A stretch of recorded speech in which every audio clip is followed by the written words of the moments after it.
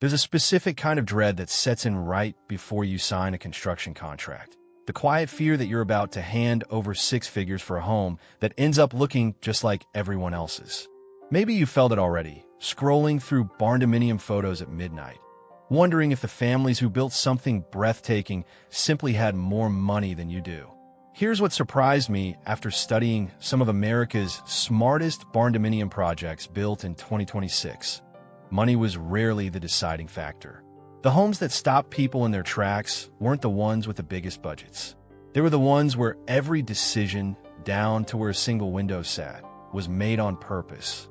The gap between a $150,000 Barndominium and one that belongs on the cover of an architecture magazine usually comes down to a short list of choices most people never think to make before construction starts. Once you know what they are, you won't look at a home the same way again. It's easy to believe luxury comes down to expensive finishes, oversized rooms, or a budget with no ceiling. And that belief is exactly what keeps people stuck, either delaying their build for years while they save for enough, or settling for a design they'll silently resent for the next decade. The deeper I dug into these projects, the more that assumption fell apart. A handful of builders figured out that proportion, lighting, material choice, and a few surprisingly cheap upgrades do more for a home's presence than an extra $100,000 ever could. One decision alone makes a modest floor plan feel almost twice its size. Another creates curb appeal that makes neighbors slow their cars down. And one small, almost embarrassingly simple detail is enough to make a guest assume they've walked into a custom architectural build. By the final reveal, you'll understand why so many affordable Barndominiums are quietly outperforming homes worth 3 and 4 times as much. I'm Mason, and I've spent the last few weeks doing something most people don't have time for: walking through Barndominiums across the country, talking to the builders and homeowners behind them, and figuring out why some projects feel like $1 million retreat while others, built for triple the money, still feel like a missed opportunity. I'm not selling you a builder or a floor plan. I'm here to show you what the site visits and honest conversations with contractors actually reveal, so you don't have to learn these lessons the expensive way on your own dime. If you're planning a build, or just tired of guessing what's worth paying for, subscribe to Modern Luxury Homes USA and turn on notifications. What I dig up on these trips could save you more than any single upgrade on your list. Stay with me until the end, because one design principle in this video reshaped how I think about what luxury actually costs, and I already have another deep dive in the works that builds on it. Luxury isn't measured by how much money you spend. It's measured by how well every detail works together. The strange part is that many of the choices that make a home feel expensive cost very little when they're planned from the start. Meanwhile, some of the upgrades people spend thousands on add almost nothing to the finished experience. The challenge was never a bigger budget. It's knowing where that budget actually earns its keep. The first strategy on this list looks almost too simple to matter, but it shapes everything from curb appeal to resale value. And by the end of this video, you'll understand why so many beautiful homes succeed without extravagant budgets. More money doesn't buy more beauty, not in Barndominiums, anyway. Across builds this year in Texas, Tennessee, and the Midwest, some homeowners sank well over $300,000 into their projects and still ended up with something forgettable. Others spent barely half that and built spaces visitors assumed cost a fortune. So what separates the two? Most people spend their budget reacting, a feature here, an upgrade there, instead of planning around one cohesive idea from the start. A house built that way ends up looking like a stack of decisions, not a design space. The smarter builds start before a single beam goes up. Pick one architectural identity, then let every material, color, and proportion answer to it. Roofline, wall height, window size. These set a mood before anyone even reaches the door. Nail that relationship, and the house feels purposeful. Miss it, and no amount of granite fixes the impression. Think about a gravel drive at golden hour. Black metal siding catching the last light. The roof sitting low and confident against the horizon. That's not a price tag talking. That's balance. If you're planning your own build, pick your design language before you touch a single sample. Ask what someone should feel pulling up your driveway. Then let every later choice serve that answer. Next up, the exterior trick that decides a home's first impression before anyone gets out of the car. Look closely at this year's highest performing exteriors, and a pattern keeps repeating. It isn't the siding material or the color palette. It's what builders call material weight distribution. Heavier materials sitting low on the structure while lighter tones rise upward. Most first-time builders skip this and choose one uniform metal panel for the entire exterior because it's simpler. The result is a flat, one-note facade, no matter how much the metal costs. A better approach layers materials on purpose. A dark board and batten or stone-look base grounds the home, while lighter panels above draw the eye up. That single shift, heavy below, light above, defines some of the most photographed barndominiums of the year.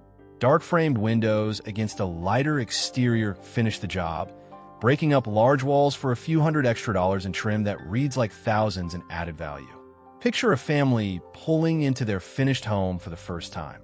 The dark base anchoring it, the lighter panels stretching it skyward, black window frames catching just enough shadow to make the facade look sculpted rather than assembled. Pick 2 materials, not 5.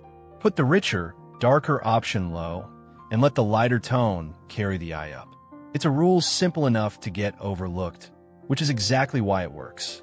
The exterior is only the opening act. What happens above the walls matters just as much. Most people treat the roof as pure function. Keep the water out, move on to the fun stuff. But roofline decisions turn out to carry more weight than almost anything else in these builds. Budget-conscious homeowners tend to default to a shallow gable roof because it's the cheapest option on paper.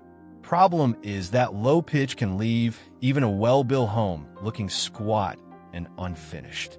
The standout builds went steeper instead, a taller pitch that stretches the silhouette upward and makes a modest footprint read taller from the road. Overhangs do quiet work too. A deep overhang throws shadow lines under the eaves, texture you get from planning, not from materials budget. And a central gable breaking up a long roof line pulls the eye straight to the front door. Get the pitch and overhang depth into your very first sketch. They're cheap to adjust on paper and expensive to fix once the trusses are up.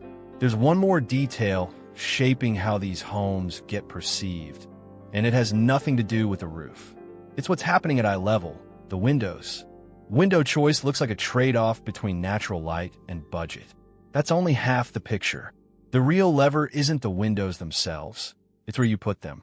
A common mistake is spacing windows evenly for symmetry, which leaves living spaces underlit while closets get light nobody needs. The homes that read as luxurious treated windows as storytelling instead.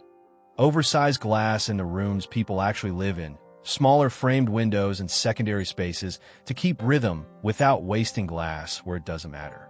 Corner windows turned out to be one of the best value upgrades of the year. Pull the corner post and wrap glass around the edge, and you get a panoramic feel usually associated with high-end firms at a surprisingly small cost difference when it's planned in from day one. Taller windows that stretch closer to the ceiling also trick the eye into reading higher ceilings than actually exist. A wraparound corner window framing open pasture at dusk can turn an ordinary evening into something worth staying home for. Prioritize the rooms where your family spends the most time before you worry about exterior symmetry. Let the interior experience lead the decision. What's next isn't another exterior trick at all. It's a layout philosophy that makes modest square footage feel deceptively large. Conventional wisdom says spaciousness comes down to raw square footage. That idea falls apart the moment you walk through barndominiums under 1,800 square feet that feel remarkably open. The homes that struggled were chopped into small, boxed-in rooms connected by narrow hallways, a layout style left over from decades-old floor plans. Every extra wall added clutter and made the home feel smaller than its real dimensions. The fix was open sight lines, pulling unnecessary walls between kitchen, dining, and living areas so one unbroken line of sight runs end to end. That single sight line is often the biggest factor in how spacious a home feels, regardless of its actual footprint. Ceiling height plays a supporting role too. Many barndominium frames naturally allow for vaulted ceilings at little added cost, creating volume that flat 8-foot ceilings simply can't match. A central great room, as the connective hub, also cuts wasted hallway footage. Walk through the front door of one of these homes, and your eye travels uninterrupted. Entry to kitchen island to a wall of windows beyond, the vaulted ceiling pulling your gaze up along the way. Resist dividing space out of habit. Ask which walls are actually necessary and which are just inherited from an outdated floor plan. Even the most open layout, though, can be undone or elevated by the materials used to finish it. Marble, exotic hardwood. That's what most people picture when they hear luxury materials, and pricing follows accordingly. But spend one afternoon comparing real 2026 build costs to finished photos, and that assumption gets shaky fast. A lot of homeowners overspend on materials that photograph almost identically to cheaper stand-ins. Solid hardwood flooring can run 2 to 3 times the cost of a good luxury vinyl plank. And in finished photos, most people can't tell them apart. The best interiors leaned on engineered quartz instead of natural stone. Same veined look, a fraction of the price. Matte black hardware throughout a house ties rooms together, even when every piece was sourced cheap. The pattern here isn't expense, it's agreement. A house doesn't need pricey materials to look pricey. It needs materials that match each other. Pick 3 or 4 finishes and stay loyal to them, rather than chasing the priciest option in every category. Matching beats spending almost every time. If these ideas are useful, a like helps more people find this kind of practical build breakdown and keeps me making them. One more decision changes these homes completely, and it has nothing to do with what you can touch. It's about light. Lighting sounds like a simple math problem, enough fixtures to see clearly. That idea falls apart fast once you compare how differently lit Barndominiums photograph and feel in person. Tighter budgets often mean one central ceiling fixture per room, which floods the space evenly but flattens it. The homes that felt custom-built used layered lighting instead, ambient, task, and accent sources working together rather than one fixture doing everything. Under-cabinet lighting turned out to be one of the highest impact, lowest cost upgrades available, and a statement pendant over the island added a focal point that budget builds usually skip. Bulb temperature mattered too. Cool white light feels clinical, while warm, dimmable light shifts a whole room toward comfort at almost no extra cost. Picture the great room at night. A pendant light casting a warm pool over the table. Brightness dialed low enough to feel like an invitation instead of an office. Skip this single fixture per room habit. Layer your light sources on purpose, and choose warmth over sterile brightness whenever you can. Light and land end up working together more than most homeowners expect, and that connection leads outside the walls entirely. Landscaping usually gets treated as the last cosmetic step, something bolted on once the real work is done. That doesn't hold up once you see how much outdoor design shapes a property's overall impression. A tight budget often cuts landscaping first, leaving a patch of sod and calling it finished, and the property looks unfinished no matter how well built the structure is. The best projects treated the land as an extension of the architecture. A gravel entry path framed by native grasses signals intention on its own, and young tree placement give a new build a sense of permanence it wouldn't otherwise have for years. Covered porches and simple pergolas stretched livable space without the cost of interior square footage and became some of the most used areas on the whole property. A plain black metal or dark wood fence outlining a pasture view ties the entire scene into one story instead of a house sitting awkwardly on raw land. Picture a covered porch at dusk, open pasture beyond it, the fence line disappearing into the tree break, the kind of scene that feels like it's always been there. Budget for landscaping from day one instead of treating it as leftover money. Even a modest outdoor investment changes how finished a property feels. I'd love to hear your take. Which idea in this video landed hardest for you? Or what part of Barndominium design would you like me to dig into next? I read every comment. They're where I find the questions and trends people across the country actually care about. While researching this one, I ran into another question I couldn't shake. Why do some Barndominiums feel custom-built, while others with far bigger budgets still feel ordinary? That video's already in progress. subscribe with notifications on, and you'll catch it first. One layer is still left to cover. The small stuff most builders never budget for at all. Roofline, materials, layout. The big calls carry most of a home's finished impression. What's easy to underestimate is how much the small stuff still moves the needle. Hardware consistency matters more than people expect. Mismatched cabinet pulls, door handles, and faucet finishes create a subtle sense of disorder even when every major decision was executed well, and fixing that costs almost nothing. Even oversized modern house numbers and matte black exterior sconces shape a first impression before anyone reaches the porch. Solid core interior doors with simple black hardware signal quality in a way hollow core doors just can't fake. Walk a finished home and notice how every handle, hinge, and switch plate seems to belong to the same story. Nothing loud, nothing mismatched, just consistent front door to back bedroom. Build a simple finish schedule early and stick to it without exception.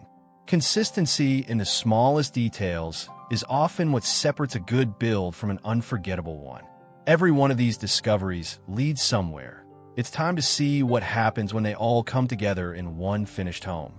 Dig into enough of these builds, and the picture gets clear. A $150,000 Barndominium and a multi-million-dollar estate can have more in common than most people expect, because the emotional response someone has walking into a home was never really about the number on the budget spreadsheet. It was about proportion, chosen with intention from the very first sketch. Materials, layered on purpose instead of scattered without a plan. Light allowed to shape a room instead of just illuminating it. And the land, along with the smallest details, both treated as part of the story instead of an afterthought. None of it required an unlimited budget. What it required was planning the whole experience before construction ever started, instead of reacting to choices one at a time as the build went on. That's the quiet truth behind every impressive Barndominium built in 2026 for a fraction of what people assume luxury costs. The families who walk into these homes and feel something aren't responding to the price tag. They're responding to the care. I'm Mason, and thanks for spending part of your day with me. I hope this has shown that a remarkable home isn't about chasing the biggest budget. It's about making better decisions from the very start. If one of these ideas changed how you think about building, tell me about it in the comments. Until next time, remember, a smarter home doesn't begin with a bigger budget. It begins with better decisions.